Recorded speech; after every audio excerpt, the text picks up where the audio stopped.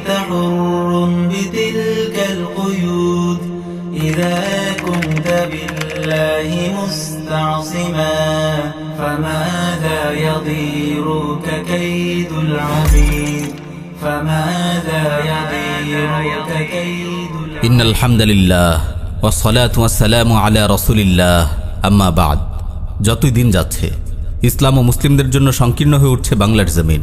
তাগুত আওয়ামী সরকারের কাঁধে ভর করে সেকুলারিজমের মুখোশে বর্বর হিন্দুত্ববাদ আজ শক্তি সঞ্চয় করছে এদেশের মাটিতে।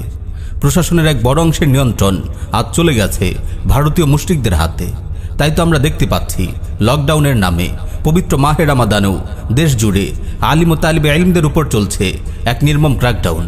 হিন্দুত্ববাদী শয়তানরা শত শত নিরপরাধ উলামা তালাবাকে কারাগারে বন্দী করছে, রিমান্ডের নামে তাদের উপর পৈশাচিক নির্যাতন চালাচ্ছে। দেশের কোথাও আজ আলিমরা নিরাপদ নয়। গ্রেফতার আতঙ্কে হাজার হাজার আলিম আজ ঘর ছাড়া, এলাকা ছাড়া। অবশ্যই এতে আশ্চর্য হওয়ার মতো কিছুই নেই। আলিমদের উপর বাতিল শক্তির এই নির্যাতন নতুন কিছু নয়। যুগে যুগে অসংখ্য আম্বিয়ায়ে কেরাম এবং হকপন্থী ওলামায়ে কেরাম দিনের জন্য হাজারো ত্যাগ তিতিক্ষা স্বীকার করেছেন। তারা পরিবার, কেরিয়ার, অর্থ সম্পদ সবকিছু বিসর্জন দিয়েছেন, তবুও বাতিলের সঙ্গে আপোষ করেননি। দিনের পথে চলতে গিয়েই আগুনে নিক্ষিপ্ত হয়েছিলেন ইব্রাহিম, ধারালো ছুরির নিচে গলা পেতে দিয়েছিলেন ইসমাইল, কারাগারের বন্দিত্ব বরণ করেছিলেন ইউসুফ, জীবন উৎসর্গ করেছিলেন ইয়াহিয়া, রোগে ভোগে মরণাপন্ন হয়েছিলেন আইয়ুব, হাজারো দুঃখ কষ্ট ও নির্যাতন নিপীড়ন সয়েছেন প্রিয় নবী মুহাম্মদ সাল্লাল্লাহু আলাইহিম ওয়াসাল্লাম তাসলিমান কাসীরা। ইমাম আবু হানিফা, ইমাম মালিক, ইমাম আহমদ বিন হাম্বল, শাইখুল ইসলাম ইবনে তাইমিয়া, ইবনে কাইয়িম, ইবনে কাসির, ইবনে হাজম, ইবনে আসির প্রমুখ উম্মার শ্রেষ্ঠ সন্তানরাও কারাগারে জালিমের বর্বর নির্যাতনের শিকার হয়েছিলেন। এছাড়াও হিন্দের ভূমি থেকে এই কাফেলায় যুক্ত হয়েছেন বীর মুজাহিদ সৈয়দ আহমদ শহীদ, ইসমাইল শহীদ, কাসেম নানুতুবি, শেখুল হিন্দ মাহমুদ হাসান দেওবন্দি সহ আরও অসংখ্য আলেমে দিন। আল্লাহ তাদের সবার উপর রহম করুন। শেখুল হিন্দ মাহমুদ হাসান দেওবন্দি রাহিমাহুল্লাহর লাশ যখন গোসলের জন্য চৌকিতে রাখা হয় এবং কোমর থেকে কাপড় সরানো হয়, তখন দেখা যায় তার কোমরের হাড় ছাড়া আর কিছুই নেই। এই অবস্থা দেখে উপস্থিত লোকেরা হাউমাউ করে কেঁদে ওঠে। এ ব্যাপারে তার ছাত্র মাওলানা হুসাইন আহমদ মাদানী রাহিমাহুল্লাহকে জিজ্ঞেস করা হলে তিনিও কেঁদে উঠেন। তিনি বলেন, শেখুল হিন্দ এসব কথা প্রকাশ করতে আমাকে নিষেধ করেছিলেন। মাল্টার কারাগারে ইংরেজরা আমার ওস্তাদকে একটি পাতাল কক্ষে নিয়ে যেত। সেখানে লোহার উত্তপ্ত শলাকা দিয়ে তার কোমরে ছ্যাঁকা দিত আর বলতো, ইংরেজদের পক্ষে ফতুয়া দিলে তোমাকে ছেড়ে দেওয়া হবে। এই বর্বর নির্যাতনের তীব্রতায় তিনি জ্ঞান হারাতেন। হুঁশ ফিরে এলে তিনি বলতেন, তোমরা আমার পুরো দেহটাকে গলিয়ে ফেলতে পারো, কিন্তু আমি হযরত বিলালের অনুসারী। তোমরা আমার গায়ের চামড়া তুলে ফেলতে পারো, তবুও আমি তোমাদের পক্ষে ফতুয়া দেব না। বর্তমান সময়েও আরব আজমে আপনারা দেখতে পাচ্ছেন হকপন্থী আলিমদের এক বড় অংশ কারাগারের অন্ধকার প্রকোষ্ঠে জীবনযাপন করছেন। শেখ নাসির আল ফাহাদ, শেখ সুলাইমান আল অলওয়ান, শেখ আবু মুসাব আস-সুরি, শেখ আহমদ মুসা জিব্রিল, শেখ আব্দুল আজিজ তারিফি, শেখ খালিদ আর রাশিদ, শেখ সালি আল মুনাজ্জিদ, শেখ সালমান আল আউদা, শেখ সাফর আল হাওয়ালি প্রমুখের নাম বিশেষভাবে উল্লেখযোগ্য। এছাড়াও বাংলার ভূমিতে বন্দী আছেন শেখ জসিমউদ্দিন রহমানি। সম্প্রতি বন্দী হয়েছেন মুফতি সাখাওয়াত হোসেন রাজি, মুফতি হারুন ইজহার, মাওলানা মামুনুল হক, মাওলানা জুনাইদ আল হাবিব, মাওলানা আজিজুল হক ইসলামাবাদী, মাওলানা হাবিবুল্লাহ মাহমুদ কাসমি সহ 1.5 শতাধিক শীর্ষ আলেমে দিন। ফাক্কাল্লাহু আসরাহুম, আল্লাহ তাদের মুক্তি ত্বরান্বিত করুন। দিনের পথে চলতে গেলে কোরবানির এই পরীক্ষা দিতেই হবে। আখিরাতে নাজাত পেতে হলে এই পরীক্ষার মুখোমুখি হতেই হবে। পবিত্র কোরআন কি স্পষ্ট ভাষায় না ঘোষণা করছে এই মহাসত্য, আহাসিবান নাস আন ইউতরাকু আন ইয়াকুলু আমান্না ওয়া হুম লা ইফতানুন। মানুষকে মনে করে আমরা ঈমান এনেছি বললেই তাদেরকে ছেড়ে দেওয়া হবে এবং তাদেরকে পরীক্ষা করা হবে না। আলহামদুলিল্লাহ, আমরা নিশ্চিতরূপে বিশ্বাস করি আলিম সমাজের উপর এই বর্বর নির্যাতন আল্লাহর পক্ষ থেকে একটি পরীক্ষা।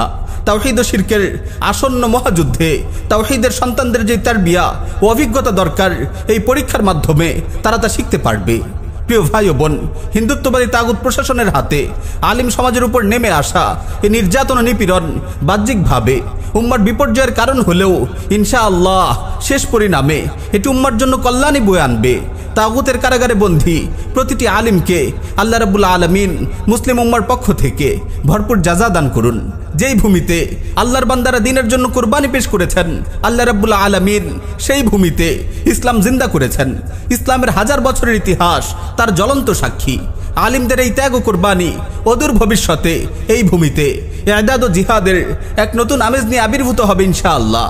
আলিম ওলামা ও তাওহীদি জনতার উপর হিন্দুত্ববাদী সরকারের এই বর্বর আগ্রাসনে সাধারণ দৃষ্টিতে এখানে আমরা তিনটি কল্যাণ দেখতে পাই। এক, এই বর্বরতার মাধ্যমে মুসলিম নামধারী তাগুত শাসকদের রিদ্দাহ ও কুফরি স্পষ্ট হচ্ছে।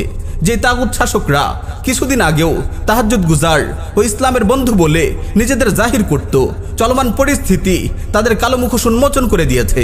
লজ্জা শরমের মাথা খেয়ে তারা এখন ইসলাম ও মুসলিমদের বিরুদ্ধে প্রকাশ্যে যুদ্ধ ঘোষণা করেছে। অর্থ ক্ষমতার মোহে পড়ে তারা এদেশের মাটি ও মানুষের সঙ্গে বিশ্বাসঘাতকতা করছে। দুই, চলমান পরিস্থিতি দরবারি মৌলবীদের কালো মুখোশ খুলে দিচ্ছে, যারা টুপি জুব্বা পরে আলিম সেজে এদেশের মুসলিমদের সঙ্গে গাদ্দারি করছে। দ্বীনের রক্ষক বেশে এরা মূলত দ্বীনের ভক্ষক। তাওহীদ ও শিরকের এই লড়াইয়ে তারা তাগুত শাসকদের পক্ষে অবস্থান নিয়েছে।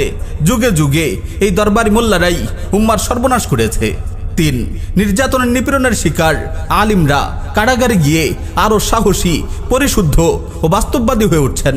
বাংলার ভূমিতে ইকামাতে দ্বীনের জন্য এতদিনের অনুসৃত মানহাজ, কর্মপদ্ধতি ও কর্মসূচির ত্রুটি ও দুর্বলতা নিয়ে তারা পর্যালোচনা করার সুযোগ পাচ্ছেন। সর্বোপরি সবর ও আত্মত্যাগের মাধ্যমে তারা আখিরাতে নাজাতের অমূল্য পাথেয় সঞ্চয় করছেন ইনশাআল্লাহ। তাই হে প্রিয় ভাই ও বোনেরা, তাগুত সরকার ও হিন্দুত্ববাদী কুলাঙ্গার প্রশাসন ওলামা তালাবা ও তাওহীদি জনতার উপর যে নির্মম নিপীড়ন চালাচ্ছে, এতে ভীত হওয়ার কিছু নেই। আলিমদের চরিত্রে কালিমা লেপনের যে অপচেষ্টা তারা চালাচ্ছে, আলিমদের নারী কেলেঙ্কারিতে জড়িয়ে তাদের ব্যক্তিত্বকে প্রশ্নবিদ্ধ করার মতো যে জঘন্য বেয়াদবি এই কুলাঙ্গাররা করছে, এতেও হতাশ হওয়ার কিছু নেই ইনশাআল্লাহ। আপনারা জেনে আশ্চর্য হবেন যে স্বয়ং নবীদের মতো পুত পবিত্র মানুষদেরকেও কুলাঙ্গাররা নারী কেলেঙ্কারিতে জড়িয়ে তাদের চরিত্র হননের চেষ্টা করেছে। মনে করে দেখুন ইউসুফ আলাইহিস সালাতু ওয়াস সালামের কথা। তার মতো একজন মহামানবকেও নারী কেলেঙ্কারিতে জড়ানো হয়েছে, তাকে জেলেবন্দি করা হয়েছে। এভাবে যুগে যুগে উম্মার শ্রেষ্ঠ সন্তানরা কারাগারে গিয়ে হাজারো ত্যাগ ও কুরবানি স্বীকার করেছেন। আমরা বিশ্বাস করি বাংলার ভূমিতে ইসলাম ও মুসলিমদের উপর তাগুতদের এই নির্যাতন ও দমন নিপীড়ন মূলত এই ভূমিতে ইআদাদ ও জিহাদের ভূমিকা। প্রিয় দেশবাসী, আপনারা দেখতে পাচ্ছেন চলমান তাগুতি বিশ্ব ব্যবস্থায় কুফার শক্তির সর্বপ্রথম টার্গেট হকপন্থী আলিম সমাজ। বাংলাদেশের চলমান প্রেক্ষাপটেও স্বভাবত প্রশ্ন জাগে, তাগুত সরকার কেন প্রথমে আলিমদের পাকড়াও করছে? কারণ তারা জানে আলিমরাই মুসলিম সমাজের মূল চালিকা শক্তি। যদি তাদের নিঃশেষ করে দেয়া যায়, তবে এই মুসলিম সমাজ নেতৃত্বহীন ভেড়ার পালে পরিণত হবে। তাদের যেদিকে ইচ্ছা হাঁকিয়ে নেওয়া যাবে।